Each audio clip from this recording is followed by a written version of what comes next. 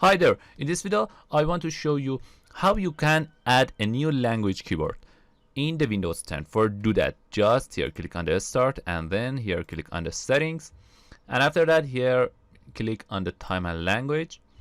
and then here go to language and here add a preferred language, and after that here you can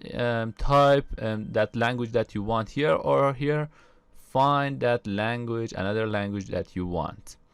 For example, if I want add a China, for example, just click and then next, and waiting for